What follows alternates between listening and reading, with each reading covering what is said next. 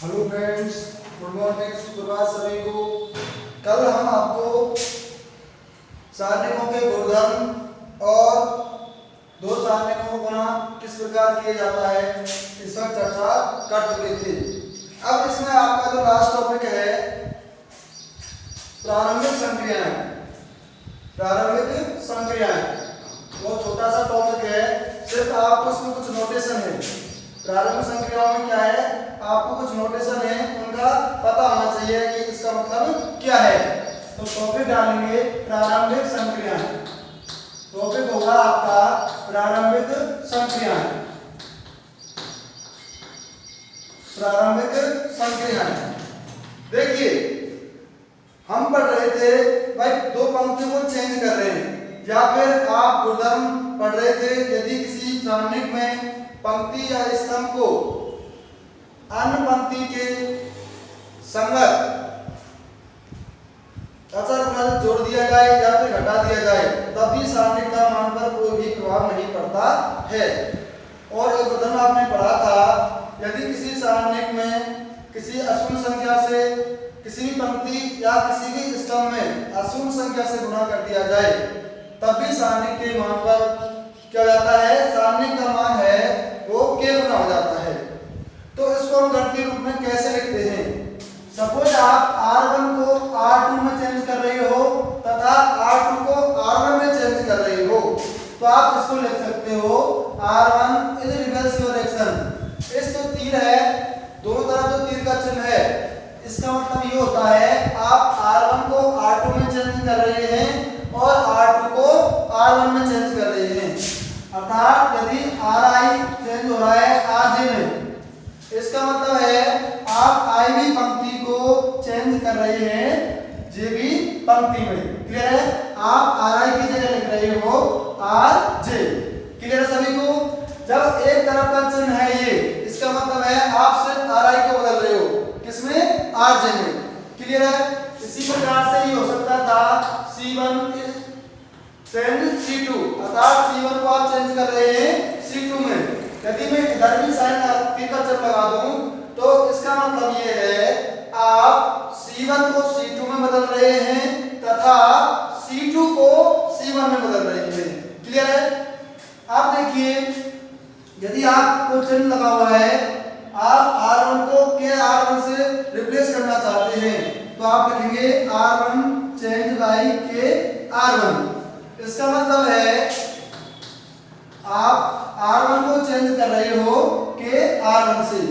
आप इस प्रकार से लिख सकते हो, r लिख दीजिए, चाहे में कोई भी पंक्ति की बात करें हम, i का मतलब क्या है? i भी पंक्ति। यदि आप i भी पंक्ति को k into r पंक्ति से रिप्लेस कर रहे हैं, तो आप इसको गणितीय रूप में कैसे लिखेंगे? ri तीर का चिन्ह लगाएंगे और किससे हटा रहे हैं इसको? k ri से। यही काम आप स्तंभ में कर सकते हो, cj स्तंभ को आप रिप्लेस कर सकते हो tj से। जब आप cj को kcj से रिप्लेस कर रहे हैं, तब आप गणितीय रूप में कैसे लिखेंगे? k चेंज, इसका मतलब क्या है? एक तरफ तीर का चिन्ह लगाएंगे। cj किससे परिवर्तित हो रहा है? kcj से। क्लियर है? इसके बाद आपका लास्ट का नोटेशन है, यदि आप ri को चेंज कर रहे हो, यदि आप देखिए r1 को चेंज कर रहे हो r1 प्लस k r2 से, तो आप लिखेंगे r1 change r1 plus k r2। अर्थात इसमें 1 और 2 के जगह कुछ रख लीजिए, i और j चेंज कर लीजिए। यदि आप i भी पंक्ति को चेंज कर रहे हो, i भी पंक्ति प्लस k इंटू j भी पंक्ति, तो आप इसको गणितीय रूप में लिखेंगे ri, एक तरफ तीर का चिन्ह लगाएंगे, ri प्लस k rj। इसका मतलब ये होता है आप i भी पंक्ति को चेंज कर रहे हो, i भी पंक्ति प्लस j भी पंक्ति में k का गुणा करके दोनों को ऐड करेंगे। क्लियर है? इसका मतलब ये है आप i भी पंक्ति में क्या ऐड कर रहे हो? k में j का गुणा करके ऐड कर रहे हो। यदि आपको दिया हुआ है ci चेंज हो रहा है ci प्लस k cj से, तो इसका मतलब ये हुआ आप आईवें स्तंभ को चेंज कर रहे हो, आईवां स्तंभ प्लस जे में के का गुणा करके ऐड कर रहे हो। क्लियर है? ये सिर्फ नोटेशन है, कुछ नहीं है गणितीय रूप में। इसका मतलब है आर आई, अगर दोनों तरफ चिन्ह लग रहा है तो इसका मतलब ये हुआ आर आई आर जे में चेंज कर रहे हैं और आर जे को आर आई में चेंज कर रहे हैं। यदि आप कह रहे हो कि भाई मैं R2 में कैसे गुणा कर रहा हूं, तो आपको लिखना पड़ेगा R2 is change bye KR2। R2 किससे रिप्लेस हो रहा है? KR2 से। क्लियर है? अब इसका मतलब ये हुआ आप क्या कर रहे हैं, इसमें आईवी पंक्ति में क्या जोड़ रहे हैं, आरजे पंक्ति में के का गुणा करके जोड़ रहे हैं। तब आप लिखेंगे आर आई, के का चिन्ह लगाएंगे और ये चेंज हो रहा है आर आई प्लस के आर जे से। जब मैं आपको समझाऊंगा तो आपको आसानी से समझ में आ जाएगा। ये सिर्फ उसमें कुछ नोटेशन है, ये क्या है, सिर्फ नोटेशन है। तो आप क्वेश्चन करते हैं, लेकिन क्वेश्चन करने से पहले सबसे पहले आपको दो बातों का विशेष ध्यान रखना है। सारणिक आपको क्या है, सारणिक का जो मान है गुणधर्मों का यूज करना है मान निकालने के लिए। और सबसे अच्छी बात इसमें यह है कि सारणिक का मान आसानी से तब निकाला जा सकता है जब उसमें हम ज्यादा से ज्यादा जीरो बनाएं। क्या करें, उस सारणिक में ज्यादा से ज्यादा जीरो बनाएं। और ज्यादा से ज्यादा जीरो बनाने के लिए हम सारणिक के गुणधर्मों का यूज करेंगे। अब आपका एग्जांपल नंबर फर्स्ट देखिए, आपका एग्जांपल नंबर फर्स्ट है 4.2 का एग्जांपल नंबर 8। 4.2 का तो पहला ही एग्जांपल है, आपको दिया हुआ है 49 1 6 39 7 4 10 2 और 1 का बिना विस्तार के मान ज्ञात कीजिए। का बिना विस्तार के मान ज्ञात कीजिए। आपका पहला ही एग्जांपल है 49 1 6 39 7 4 10 2 1 का आपको विस्तार नहीं करना है, उसी के बिना आपको इस सारणिक का मान निकालना है। अब देखिए आपके पास सिर्फ दो गुणधर्म ऐसे हैं जो सारणिक का मान बताते हैं, उसके अलावा तो ये कहते हैं यदि ऐसा करेंगे तो आपको ये चेंज नहीं होगा या ये चेंज हो जाएगा। तो कोई सा भी गुणधर्म आपको सारणिक का मान नहीं देता है। सिर्फ आपको दो गुणधर्म ऐसे हैं, एक गुणधर्म तो है यदि सारणी की कोई भी पंक्ति या कोई भी स्तंभ के सारे अवयव जीरो हैं, अर्थात किसी भी पंक्ति या किसी भी स्तंभ का प्रत्येक अवयव जीरो है तो सारणी का मान भी जीरो होता है। और दूसरा गुणधर्म यह है कि यदि सारणी की कोई भी दो पंक्ति समान है या कोई भी दो स्तंभ समान है तब भी सारणी का मान शून्य होता है। सिर्फ दो ही गुणधर्म ऐसे हैं जो आपको सारणी का मान बताते हैं, और उनके अलावा जितने भी गुणधर्म हैं ये बताएंगे ऐसा करने से आपको ये परिवर्तित होगा, ये नहीं होगा, ऐसा होगा। तो सिर्फ आपको दो गुणधर्म ही ऐसे हैं जो डायरेक्ट सारणी का मान बताते हैं। और एक बात और याद रखना, जब आपको बिना विस्तार के मान पूछ रहा है अर्थात आपको सारणी के गुणधर्मों से उसका मान निकालना है तो उस सारणी का मान है वो हमेशा जीरो होगा, क्योंकि दोनों गुणधर्म हैं वो सारणी को क्या बताते हैं, उस सारणी का मान जीरो। चाहे सारी पंक्ति के या स्तंभ के सभी अवयव जीरो हो या फिर दो पंक्ति या कोई भी दो स्तंभ समान हो तब भी सारणी का मान शून्य होता है। अब देखिए, अब इसमें आपको कहीं पे किसी भी पंक्ति के सारे अवयव जीरो नहीं दिख रहे हैं, नहीं दिख रहे हैं तो क्या है, आपके पास सिर्फ एक गुणधर्म बचा है कि आप कोई भी दो पंक्ति या कोई भी दो स्तंभ उनको समान करिए। अब देखिए सॉल्यूशन देखिए इसका, आपको डेल्टा इसको डेल्टा मान रहा हूं थोड़ी देर के लिए। 49 1 6 39, 7, 4, 10, 2 और 1। अब देखिए, आप प्रारंभिक संख्याओं की सहायता से आप किन्हीं भी दो पंक्तियों या किन्हीं भी दो स्तंभों को समान करेंगे। अब इसमें आपको थोड़ा सा सोचना है। आप इन क्वेश्चनों पर जितना प्रैक्टिस करेंगे उतना ही आपका दिमाग उतना ही तेज चलेगा।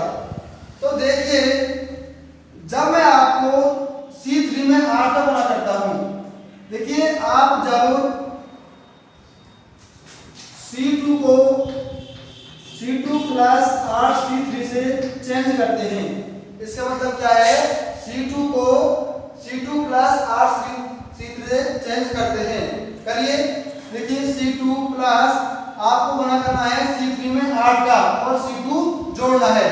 तो 8 में 6 का गुणा करेंगे तो क्या आएगा 48 और 48 और 1 क्या हो गया 49।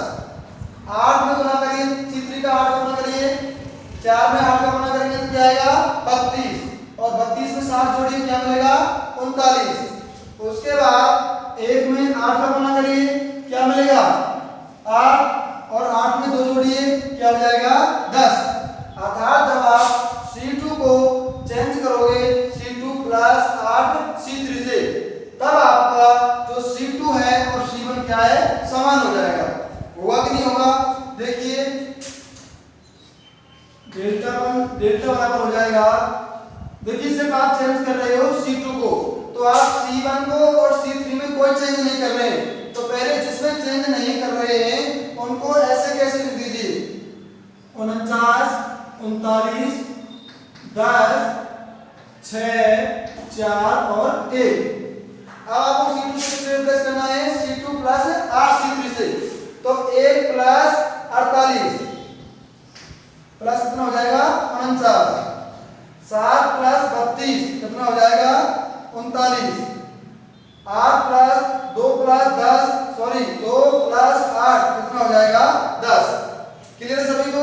अब देखिए, इसमें क्या है C1 और C2 क्या है बराबर।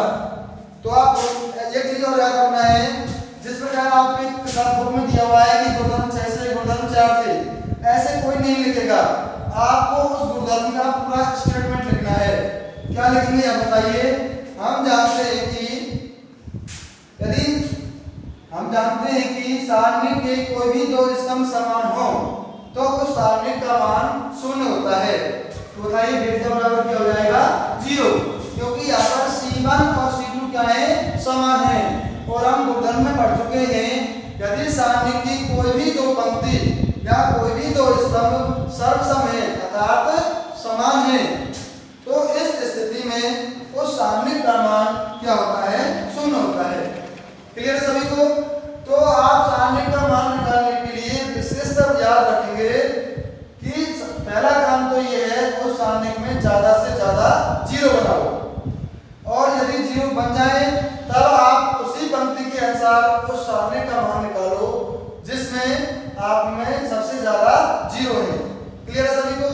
अगला क्वेश्चन देखिए, एग्जांपल नंबर 9।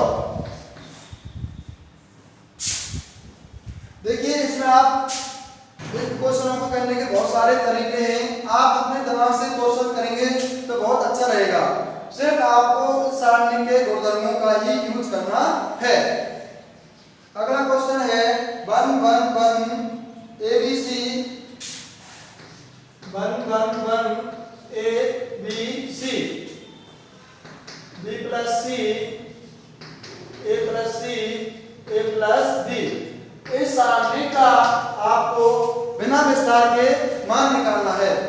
तो मैं आपको पहले ही बता चुका हूं, जब आपको ये पूछे क्वेश्चन में बिना विस्तार के मान याद कीजिए तो आपको आंसर तो पहले पता होना चाहिए कि आने वाला है 0, क्योंकि जब बिना विस्तार के आप सारणी का मान निकालेंगे तो गुणधर्म दो ही गुणधर्म ऐसे हैं जो बिना विस्तार के सारणी का मान बता देते हैं।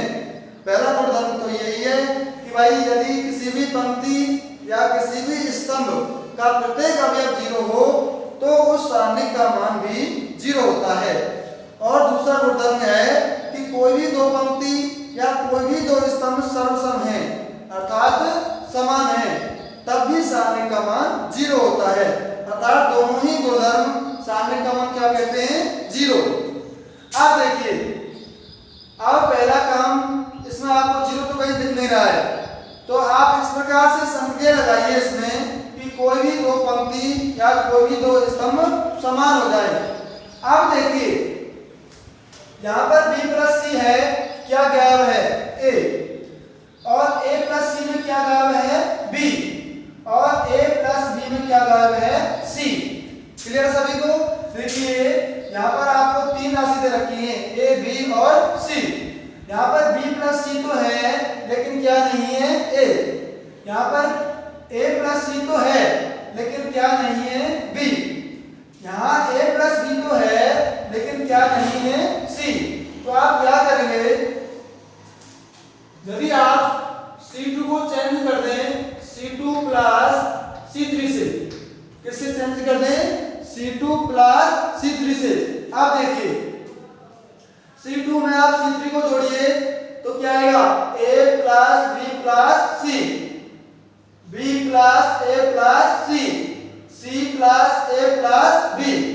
और आप C1 में और C3 में कोई भी चेंज मत करना।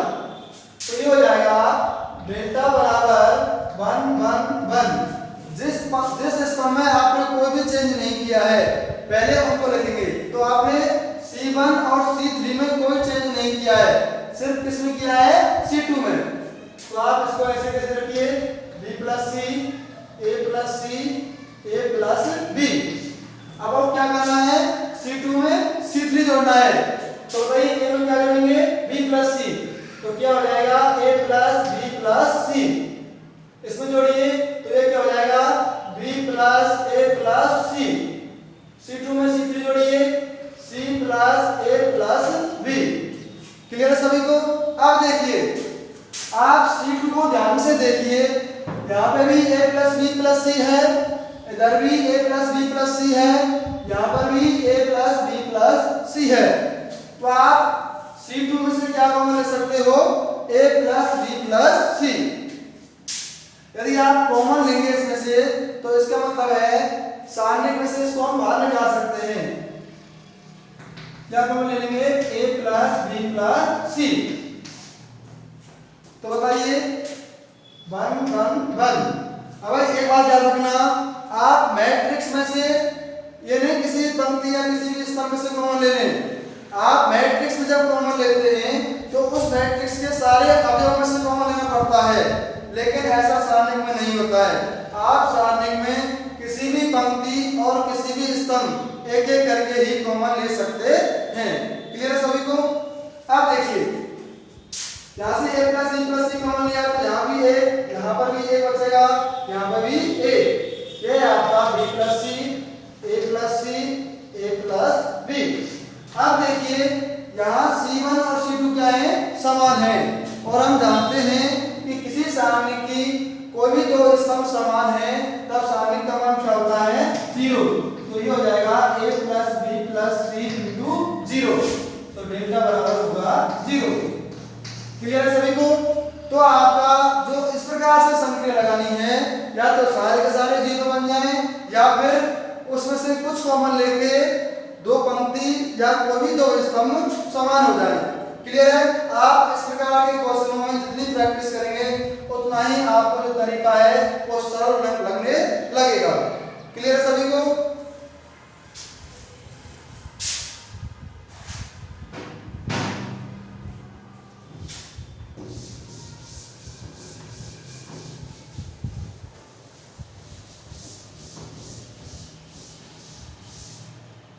अब देखिए, अगला क्वेश्चन है आपका,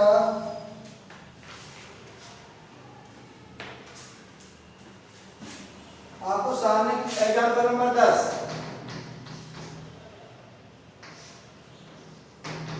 A minus B, M minus N, X minus Y, B minus C, N minus P, Y minus Z, C minus A, P minus M और Z माइनस X। अब आपको इसका बिना विस्तार के मान निकालना है। मैं आपको पहले बता चुका हूं, जब आपको बिना विस्तार के मान निकालना हो तो उस सारणी का मान तो हमेशा ही कितना रहेगा 0। तो इसका सॉल्यूशन कैसे करेंगे पहले तो ये चेक करिए। अब आप इधर ध्यान से देखिए, इस जो पहला स्तंभ है उसमें तो एबीसी वाली टर्म है, दूसरा स्तंभ है उसमें एमएनपी वाली टर्म है, और जो तीसरा स्तंभ है उसमें एक्स वाई जेड वाली टर्म है। अब देखिए पहले स्तंभ में यहाँ पर ए प्लस का है, यहाँ किसका है माइनस का, यहाँ किसका है बी माइनस का है, और यहाँ बी किसका है प्लस का। यहाँ पर जो सी है वो किसका है माइनस का, और इधर किसका है प्लस का। इसका मतलब ये हुआ यदि आप इन तीनों को जोड़ दो तो क्या मिलेगा 0 मिलेगा। अब इधर देखिए यहाँ n प्लस का है, यहाँ n माइनस का है, यहाँ n माइनस का है, इधर n प्लस का है, यहाँ पर p है वो प्लस का है, यहाँ पर माइनस p है। इसका मतलब ये हुआ इनको भी जोड़ने पर क्या मिल जाएगा 0। इसी प्रकार जब आप इन तीनों को जोड़ेंगे तब भी क्या मिलेगा आपको 0। अर्थात जब आप r1 को चेंज करोगे इससे r1 plus r2 plus r3 से, तो जो आपकी r1 है वो क्या बन जाएगी 0 बन जाएगी। r1 plus r2 plus r3, r1 plus r2 plus r3। भाई संगत वाले भी तो जोड़ने होते हैं आपको, तो जोड़िए। तो ये हो जाएगा आपका 0।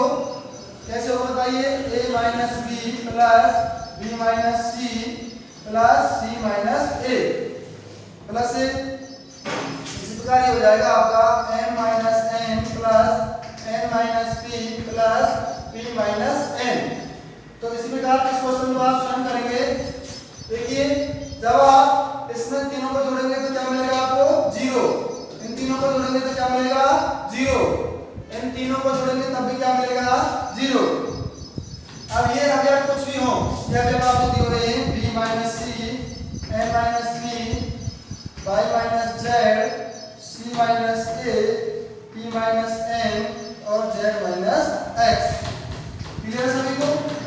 आपने क्या किया है, r1 को चेंज किया है r1 plus r2 plus r3 से, तो आपको जो r1 है उसका प्रत्येक अवयव क्या हो गया 0।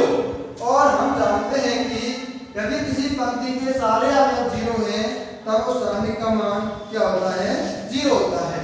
तो ये गुणधर्म आपको लिखना पड़ेगा। मैं आपको दोबारा बता रहा हूँ, ये कोई नहीं लिखेगा गुणधर्म 4 से गुणधर्म 3 से। आपको नाम याद नहीं रखने कौन सा गुणधर्म कितने नंबर पे है, सिर्फ आपको स्टेटमेंट याद रखना है कि यदि किसी भी पंक्ति का प्रत्येक अवयव 0 हो तो उस सारणी का मान क्या होता है 0 होता है। तो ये स्टेटमेंट आप लिखेंगे और लिखेंगे डेल्टा बराबर 0। क्लियर है सभी को? आगे देखिए,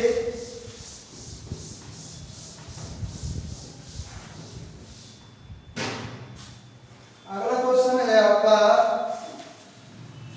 सिद्ध कीजिए example number 11।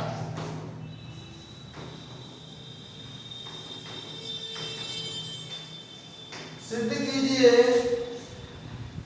1 1 1 x y z x square y square z square बराबर है x minus y y minus z और z माइनस x की। आपको सिद्ध करना है कि जो इस सारणी का मान है वो किसके बराबर है x minus y into y minus z into z minus x की। तो मैं इसको सॉल्व कर रहा हूँ s को। एक x square 1 y square 1 z और z स्क्वायर, तो मैं इसको नाम दे रहा हूँ डेल्टा। अब देखिए, आप 3 क्रम की सारणी का मान निकालना जानते हैं, चाहे आप सारों के नियम से निकालो चाहे आप प्रसार के नियम से निकालो। लेकिन क्या है, जब आप डायरेक्ट सारणी का मान निकालेंगे तो आपकी जो कैलकुलेशन है इतनी टफ हो जाएगी कि आपका जो इसका सॉल्यूशन है वो आसानी से नहीं मिलेगा। इस प्रकार इसलिए इस प्रकार के जो सारणी थे उनका सॉल्यूशन आसान करने के लिए हम सारणी के गुणधर्मों का यूज करेंगे। और मैं आपको पहले ही बता चुका हूं, तो सबसे पहला आपका काम है कि आप सारणी के अंदर जितना ज्यादा से ज्यादा जीरो बनाएंगे उतना ही जो आपकी कैलकुलेशन है वो आसान होगी। क्लियर है सभी को?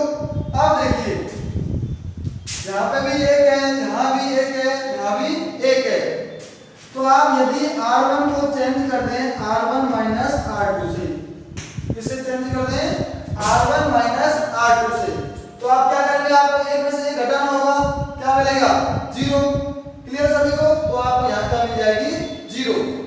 इसी प्रकार यदि आप R2 को चेंज कर दें किससे R2 माइनस R3 से, अब आपको R2 में से R3 घटाना पड़ेगा, तब ये भी क्या हो जाएगा 1 माइनस से 0 बन जाएगा। यहाँ पे भी तो यहाँ पे 0, यहाँ पे भी 0, तो 0 मिलने की नहीं मिल रही है।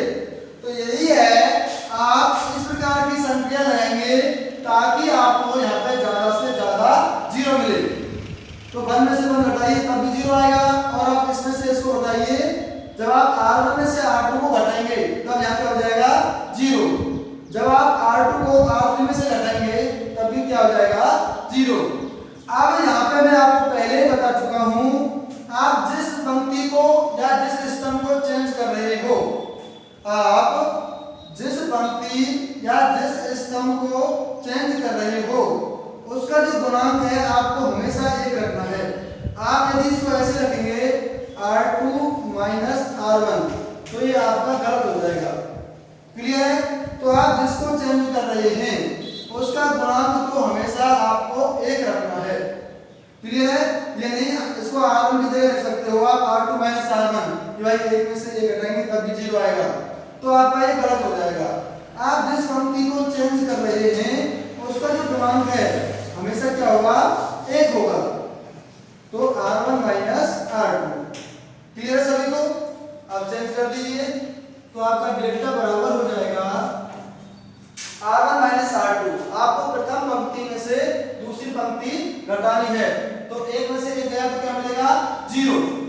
x में से y घटाना है तो x माइनस y, और आपको घटाना है x square minus y square. Clear है? अब आपको R2 को चेंज करना है R2 माइनस R3 से, तो करिए, तो ये हो जाएगा आपका 1 minus 1 0 y minus z। Clear सभी को? y माइनस z और y square minus z square, 1 z और z स्क्वायर। क्लियर है भाई? अब देखो इसमें आपको क्या है, पहले स्तंभ में 2 0 मिल गई, क्या हो गई, पहले स्तंभ में 2 0 मिल गई। अब आप आसानी से प्रसारण नियम से इसका मान निकाल सकते हैं। और मैं आपको पहले ही बता चुका हूं कि भाई जिस पंक्ति में या जिस स्तंभ में ज्यादा से ज्यादा 0 है उसी पंक्ति या उसी स्तंभ के अनुसार आपको सारणी का मान निकालना है। अब आप यहाँ देख रहे हैं कि जो C1 में है वो कितनी 0 है 2, तो आप C1 के अनुसार इसके मतलब क्या हुआ, प्रथम स्तंभ के अनुसार सारणी का मान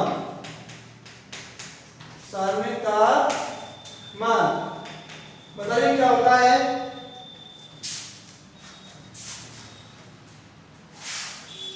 A11 इंटू सारणी का मान क्या होता है, डेल्टा बराबर होगा A11 इंटू F11 प्लस इसका मान क्या होगा बताइए, इसका नाम क्या है A21 into F21 plus A31 into F31। भाई C1 के अनुसार समान ये तो होगा, ये इंटू इसका सेकंडर प्लस ये इंटू इसका सेकंडर प्लस ये इंटू इसका सेकंडर। भाई ऐसे तो सारणी का मान निकालते हैं, अवयव इंटू सेकंडर प्लस अवयव इंटू इसका सेकंडर प्लस अवयव इंटू इसका सेकंडर। इसका नाम क्या है A11, इसका नाम क्या है A21 और इसका नाम क्या है A31। तो C1 के अनुसार जो सारणी का मान होगा वो होगा A11 into F11 plus A21 into F21 plus A31 into F31।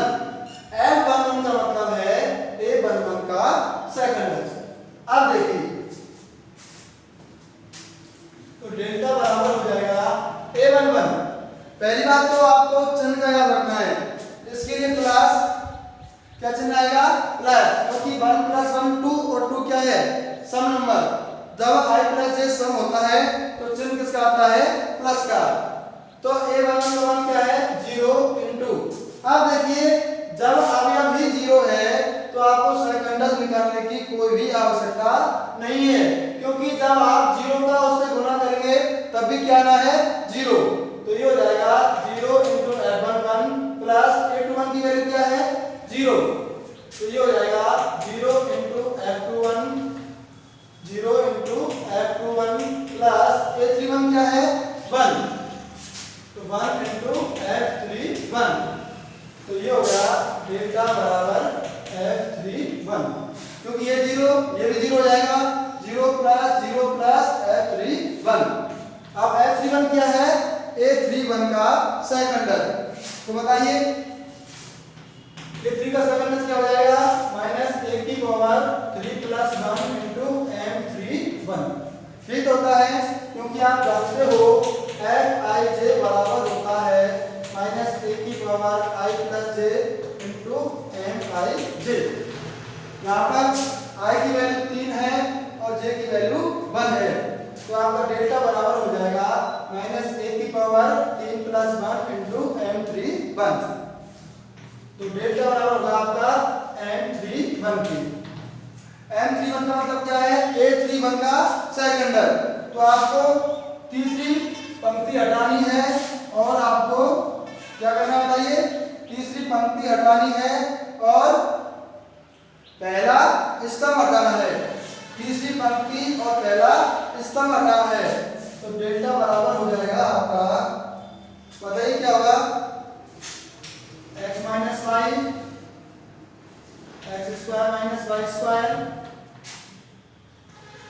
y² y - z और y² - z²। अब देखिए इसको आप और सॉल्व कर सकते हो, डेल्टा बराबर x - y a² - b², तो ये हो जाएगा x - y into x + y z। इसको आप ले सकते हो y - z into y + z। अब देखिए आप R1 में से क्या कॉमन ले सकते हो, x - y, और R2 में से आप कॉमन ले सकते हो y - z।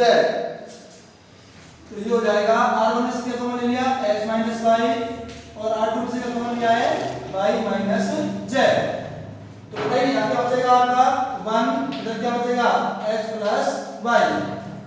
y - z common लिया है किसमें से, R2 में से, तो यहाँ बचेगा आपका 1 और यहाँ मिलेगा आपको y + z। क्लियर है सभी को।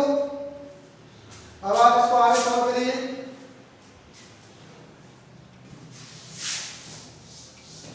तो ये हो जाएगा आपका डेल्टा बराबर x - y into y - z। एक का गुणा y + z से करेंगे तो क्या आएगा बताइए, y + z minus x - y। तो ये हो जाएगा z बराबर x - y into y - z। ये आपका प्लस के y है, ये आपके माइनस के y है, कैंसिल हो जाएगा, तो ये मिलेगा आपको z - x। तो यही आपको प्रूव करना था, x - y y - z और z - x। तो सिर्फ आपको मैं दोबारा बता रहा हूं कि जितने भी क्वेश्चन हैं इस प्रकार के, उसमें आपका तो सबसे अंतिम गोल है आपको ज्यादा से ज्यादा जीरो बनाना ही है। आप सारणी के अंदर जितनी जीरो बनाएंगे उस आपकी जो कैलकुलेशन है उतनी ही आसान हो जाएगी। क्लियर है सभी को। अगला क्वेश्चन देखिए, और सारणी के गुणधर्म आपको याद होने चाहिए सारे।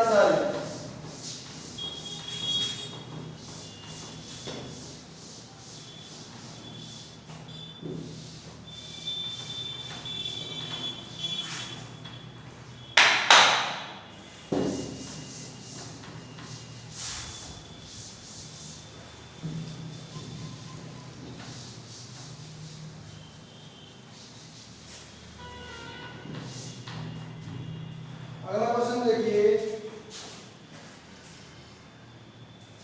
आपको अगला क्वेश्चन है, आपको बिना विस्तार के सिद्ध करना है, बिना विस्तार के सिद्ध कीजिए कि डेल्टा बराबर b plus c, c plus a plus b, q plus r, r plus b, p plus q, y plus z, z plus x, x plus y बराबर है 2 into a b c, a b c, p q r, x y और z. आपको बिना विस्तार के बताना है कि जो इस सारणी का मान है इसके बराबर है। क्लियर है सभी को? अब देखिए, अब ऐसा नहीं, कुछ लोग सोचेंगे कि सर ने बताया हुआ है कि जब आपको सारणी का मान बिना विस्तार के निकालना है तो उसका मान 0 होगा। तो इसमें आपको सारणी का मान नहीं पूछा है, इसमें आपको यह बताना है कि इस सारणी का मान इसके बराबर है। क्लियर है सबको? अब देखिए, आप यहां देख रहे हो कि जो पहली पंक्ति है आपकी, वो बताइए किसके पदों में है? ए बी सी के पदों में। किसके पदों में है? ए बी सी के पदों में। और आपकी जो दूसरी पंक्ति है वो किसके पदों में है? बी क्यू आर के पदों में। और वाई प्लस जो आपकी तीसरी पंक्ति है वो किसके पदों में है? एक्स वाई जेड के पदों में। तो देखिए सॉल्यूशन देखिए इसका, तो मैं यहां क्या कर रहा हूं, आप C1 को चेंज कर सकते हो C1 plus C2 plus C3 से। इससे करने से क्या होगा, जब आप B plus C, A plus C, A plus B करोगे तो आपको मिलेगा 2 इंटू ए प्लस बी प्लस सी। इसी प्रकार जब आप इन तीनों को ऐड करोगे तो आपको मिलेगा 2 into P plus Q plus R. और इन दोनों को आप तीनों को ऐड करोगे तब आपको मिलेगा x plus Y plus Z. तो तीनों में आपको पहला कॉलम है उसमें से क्या कॉमन आ जाएगा? 2, और 2 ही आपको पहले LHS में चाहिए। तो जिस प्रकार से आप ट्रिग्नोमेट्री के क्वेश्चन करते थे 10th क्लास के अंदर, भाई LHS RHS दोनों को एक साथ लेके चलते थे कि आपको इसमें क्या दिया हुआ है और आपको क्या लेके आना है। तो आप क्या लेके आना था इसमें? पहले तो भाई 2 से बाहर आ रहा था, तो 2 बार कब आ सकता है? जब मैं इन तीनों को ऐड कर दूं, अर्थात C1 plus C2 plus C3। तो करिए, तो ये आपका हो जाएगा C1 plus C2 plus C3। तो ये आपको मिलेगा 2 इंटू ए प्लस बी प्लस सी। इसमें तीनों को ऐड करिए, a और a 2a, b और b 2b, c और c 2c। तो ये मिलेगा 2a plus 2b plus 2c। और मैंने क्या कर लिया? 2 कॉमन ले लिया। क्लियर है सभी को? इसी प्रकार तीनों को ऐड करिए तो आपको मिलेगा 2 into P plus Q plus R. आप जिसको चेंज कर रहे हो इसका मतलब ये हुआ आप C1 को चेंज कर रहे हो C1 plus C2 plus C3 से। क्लियर है? तो ये हो जाएगा आपका 2 into X plus Y plus Z. Clear है? आपने C2 और C3 में कोई चेंज नहीं किया है तो इनको ऐसे के ऐसे लिख दो। तो ये हो जाएगा C plus A plus B, R plus P, P plus Q, Z plus X plus Y। Clear है सभी को? अब देखिए मैं क्या कर रहा हूँ, C1 में से 2 कॉमन ले रहा हूँ। क्या ले रहा हूँ? 2 कॉमन। कॉमन लेंगे तो बाहर आ जाएगा ये, तो ये डेल्टा बराबर हो जाएगा 2 इंटू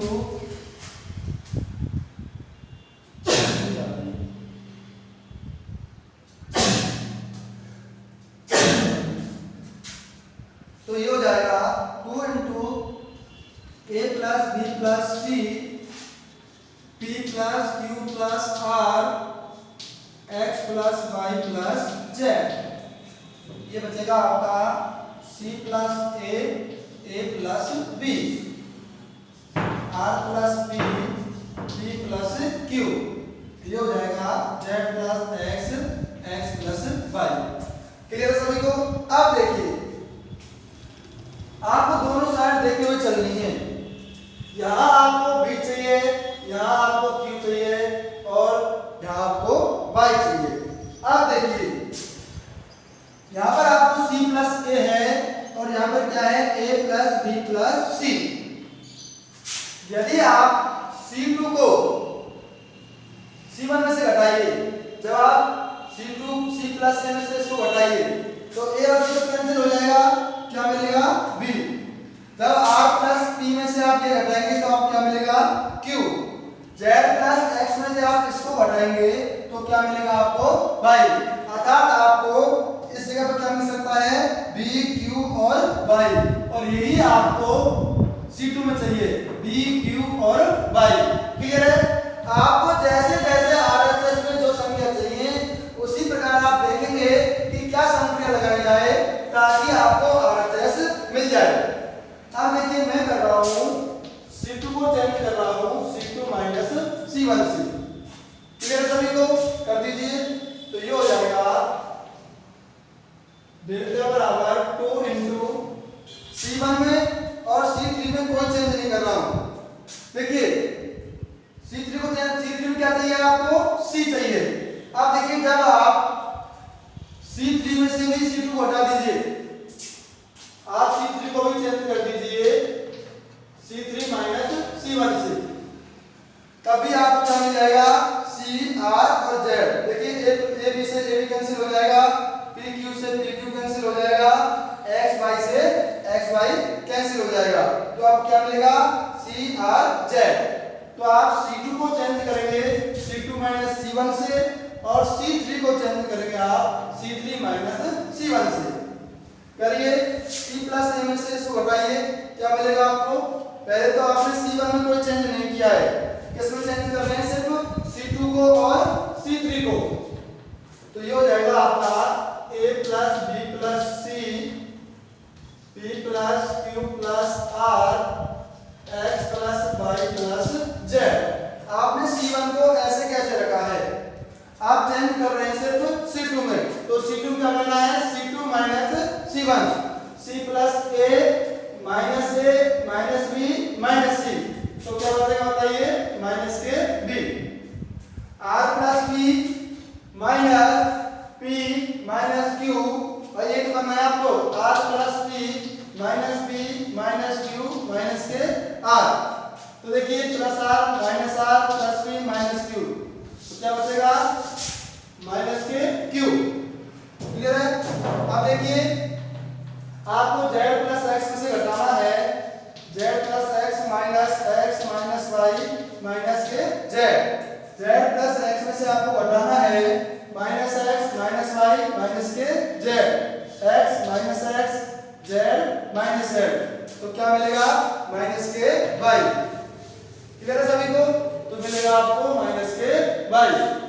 इसी प्रकार आप C3 को चेंज कर रहे हो C3 माइनस C1 से, तो x प्लस y में से आपको घटाना है, सॉरी a प्लस b में से आपको घटाना है minus a minus b minus c, तो आपको मिलेगा इधर minus c, p plus q को उधर कीजिए तो माइनस r, और ये मिलेगा आपको माइनस के z। अब देखिए अब आपको C2 और C3 तो लगभग मिल गया, सिर्फ किसका अंतर आ रहा है माइनस का अंतर आ रहा है। अब आपको C1 बताओ क्या लेके आना है, A, P और X, क्या लेके आना है A, P और X। अब देखिए A, P, X कब मिल सकता है, यदि मैं C1 C2 प्लस C3 को आप ऐड करके देखिए, ये प्लस के भी है ये माइनस के भी है, कट जाएगा, ये प्लस के C है ये माइनस के C है, कट जाएगा, तो plus B minus B plus C minus C, सिर्फ क्या बचेगा A। इसी प्रकार माइनस Q से प्लस Q कट जाएगा और प्लस R से माइनस R कट जाएगा, तो यहाँ मिलेगा आपको P। देखिए ये प्लस के Y है ये माइनस के Y है, ये प्लस के Z है और ये माइनस के Z है, तो आपको क्या मिलेगा सिर्फ X। तो आप यदि C1 को चेंज कर दें C1 plus C2 plus C3 से। यदि आप C1 को चेंज कर दें C1 plus C2 plus C3 से करिए तो मिलेगा आपका 2 इंटू क्या करना है आपको, ये तीनों ऐड करने हैं, ये प्लस ये, तो plus b minus b cancel हो जाएगा, plus c minus c cancel हो जाएगा, तो ये आपको मिलेगा a p और x। इसमें तीनों को ऐड करिए, इन तीनों को ऐड करिए, क्या मिलेगा a p x। पर आपने C2 और C3 में कोई चेंज नहीं किया है तो इनको ऐसे के ऐसे रखिए, minus b minus q minus y minus c minus r और माइनस के z। अब क्या करेंगे आपको माइनस हटाना है तो हटाने का तरीका क्या है, यहाँ से भी कॉमन ले लीजिए और यहाँ से भी कॉमन ले लीजिए, तो डेल्टा बराबर हो जाएगा 2 इंटू माइनस 1 इंटू माइनस के 1। आपने क्या कर लिया, C2 में से माइनस 1 कॉमन लिया है और C3 में से माइनस 1 कॉमन लिया है। आप जो कॉमन ले रहे हो उसको उस सारणी के गुणा के रूप में व्यक्त कर देते हैं, तो ये हो जाएगा APX BQY और CRZ। ये माइनस माइनस प्लस हो जाएगा तो डेल्टा बराबर हो जाएगा 2 इंटू ABC PQR XYZ, और यही आपको प्रूव करना था। तो इस प्रकार के क्वेश्चनों में सिर्फ आपको ये याद रखना है कि भाई आपको RHS में क्या दिया हुआ है, आपको LHS में क्या दिया हुआ है और RHS में आपको क्या लेके आना है। तो आपके संक्रिया हैं, आप जितनी प्रैक्टिस करोगे इस प्रकार के क्वेश्चनों में, आप जितनी प्रैक्टिस करोगे आप संक्रिया लगाना आपको उतना ही आसान होगा। तो ये संक्रिया का कोई रूल नहीं है, ये सिर्फ आपको अपने दिमाग से सोचना पड़ेगा, इसका कोई भी तरीका नहीं है कि भाई ये संक्रिया कब कौन सी लगानी है।